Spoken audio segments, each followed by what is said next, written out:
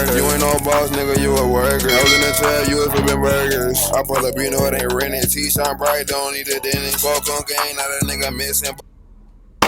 And y'all already know, man, we back with another reaction. Y'all went so crazy on that Sharif Cooper vid. So I'm pretty sure y'all like when I react to these basketball stars and videos like that. So I'm about to react to this Collin Sexton vid. Now, if you know me, during high school, when I was a youngin', bro, I was young bull mafia, bro. Like, I was jacking Collin Sexton crazy, like. You know what I mean? I was really one of his, like, you feel me? I was one of them ones. Let me move my shit back here. I was one of them ones, so, like, we about to react to this video. I feel like he still got potential to be nice, bro. But he just really never had, you know, got put in a good spot, a chance. Because if you know, bro, if you know, you know. If you know, you know.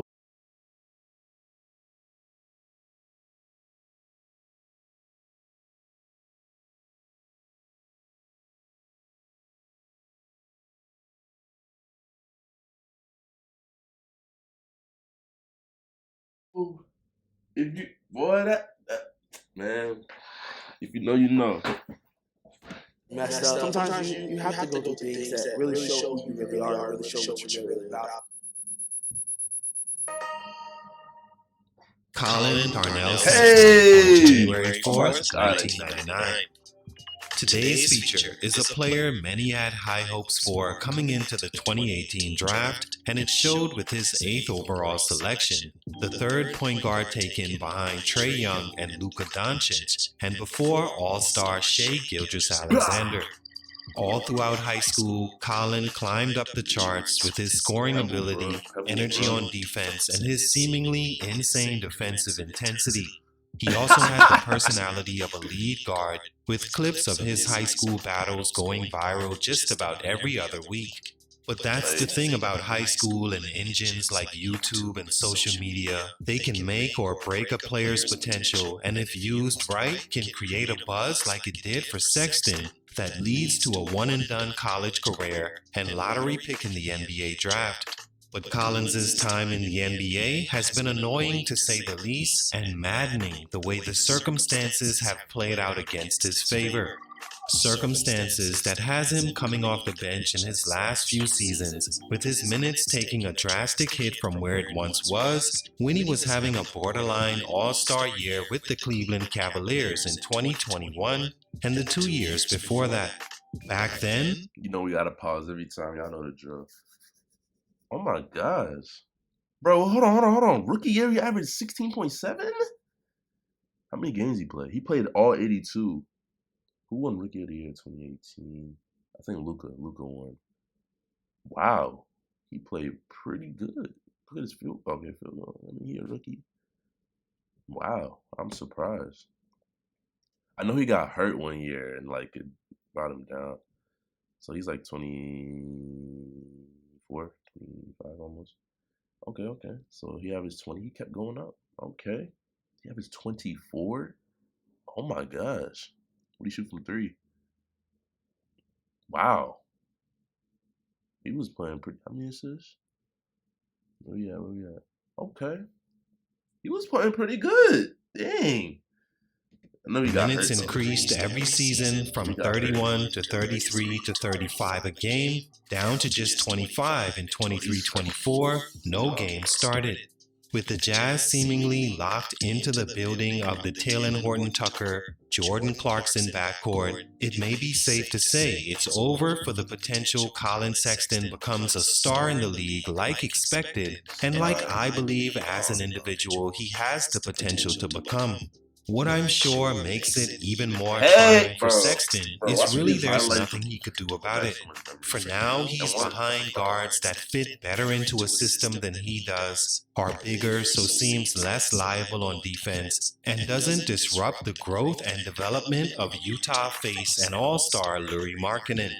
Even though Collin was their third leading scorer last season and second so far this year, around 14 points a game, down from nearly 25 per in Cleveland.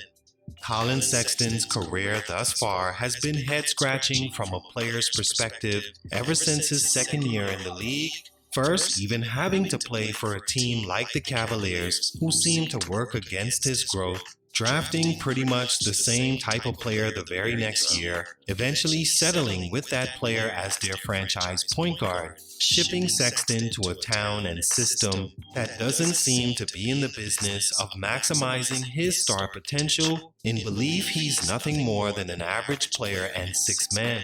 In just a few years, Collin Sexton went from a better team record away from being an all-star to looking like an expendable player, possible journeyman, or future bench guy from here on out. What happened? Let's talk about it. Salute to Easy P3 for this request. Let's not act like that's a bad thing, though. You feel me? I feel like he could be a six man. He could start too, though. Like, I feel like he just some of these players when you watch them, it's just opportunity. Like when that last Sharif vid, he just hasn't got really the opportunity. But he's not a taller build. He's not built like Sexton is built. Pretty sure Sexton like 6'3", Reef like 6 foot, and he's not built, and he don't got bounce. So and I love watching Sharif, but like, there's not a few guards that's in the league right now that if you can't shoot or you don't got bounce, and you're limited in weight and height, like Ja, he has bounce and he's lanky, and you know what I mean. He got athletic ability. You know, he's like in stature, he's not built. Curry could shoot. You got Trae Young. He got the floater. He got range. You feel me? You gotta. That's what the things niggas not working. It's your boy on. JC All Stunted that Growth. other flashy stuff to shoot. Take a minute to like, subscribe, and comment on who I should do next. Defense, bro. Collin Sexton is a 6-foot point guard shooting guard from Marietta, Georgia, that began making a name for himself at Hillgrove High School in Powder Springs, Georgia, then Pebblebrook High in Mableton, where as a junior, he averaged 23 points and 7 rebounds. In his senior year, he really took off, becoming one of the best players in his class, ranked 7th overall, and the #1 rated point guard by 247 Sports, ahead of future All-Star Trae Young. He was also named a McDonald's All-American and won a gold medal with USA Basketball, receiving MVP honors at the FIBA Under-17 World Championships in Spain, leading Team USA in both scoring and assists.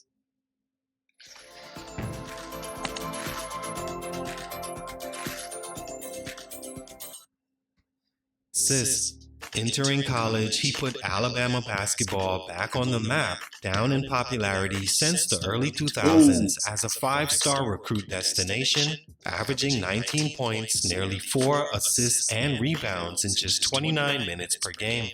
He left after just 1 season for the NBA draft. Stunt #1, drafting his replacement. Why did they? I love Darius Garland too, but why did y'all do that, bro? And the style is weird because they literally did the same thing they could have did with.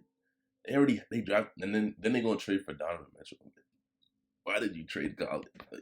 Collin Sexton is not your traditional style point guard and has never averaged at least 5 assists per game, going all the way back to his high school days. And at the point he began his NBA career, I don't think anyone saw him all of a sudden becoming John Stockton. But what he was on offense was an elite scorer that could get hot from anywhere quickly and aggressive downhill, putting pressure on the defense all game. That said, that player type at 6 foot 6'1" has a very low ceiling in the NBA if things don't go exactly in his favor. As soon as one thing is out of that favor, like say for instance, his team drafts another point guard with more traditional point guard skills and better team IQ, player 1 is in serious trouble because all he offers is scoring, and not efficient scoring either. Sexton is usually ranked somewhere close to or outside the top 100 the NBA in true shooting percentage. Add to that, his defensive win shares is usually under 1 a game, as he barely averages any steals or block shots. So even though he was a promising rookie, averaging nearly 17 points a game and shot 40% from 3, the Cavaliers knew they needed a better point guard that gave them more realistic production that allowed them to win more games. So the very next draft, they took Darius Garland 5th overall, and I knew then Collin's time was up in Cleveland. All it would take is for Garland to play well or some unforeseen injury to happen with Sexton. Both came to fruition as Garland continued to improve over the years and most importantly became a better point guard in the traditional sense and a better deep shooter, although Collin's percentages are right there in comparison. As players understand though, percentage isn't the same as situation a guy takes a three. Darius gets his within the offense and Collin more off individual moves where he dominates the ball for 10 seconds before shooting. Nah, why you do that, bro? Bro, you always gotta throw something like that, bro. Cavs eventually traded Sexton in 2022 to the Utah Jazz, giving Garland the space to become the all-star in Cleveland everyone expected Sexton to be. Had they gave Collin more time to develop, I have no doubt he'd be an all-star by now. Stunt number 2, injury opened the door. Yeah. The most hated word in sports history is injury. As a fan, not being able to see your favorite player in-game because health-wise he couldn't remain on the floor, or as a player to have to sit on the sideline, watching the game when you know what you could be fully healthy is patience testing. After just 11 games during the 21-22 season, Collin's body opened the doors for his career to take a drastic change. It also showed Cleveland couldn't wait to move on from the ball-dominant Sexton when he tore his meniscus November 2021. He was out the rest of the season, and that's when Darius Garland made the jump into a different stratosphere as a player. It's the season he became an all-star for the first time and had a career year across the board. Sexton never played another game for the Cavs, being traded to Utah before the start of the 22-23 season, and still only played 48 games on the year. Had he stayed healthy throughout the time the Cavs were deciding how to move forward with their undersized backcourt, he would have most likely stayed in Cleveland and became what Donovan and Garland is now, That's what I just said, bro. Like, I swear. An all-star as well, and still on track to have the career I believe he was robbed of, much because of that injury. To this day, even with the 2 down years in Utah, Sexton still has a higher career scoring average than Garland. Darius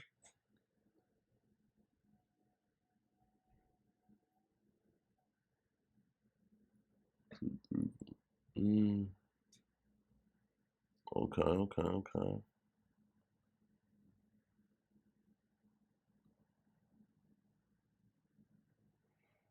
You got a year above him, though. 3-point percentage. Barely, like, it's barely even anything. Sexton got better field goal. Free throws, okay. Like, it's not really like a drastic difference. Darius gets more turnovers. It's probably because of, okay, better defender? Wow, he's a better defender. Well, according to this, he gets more assists though, so 2.6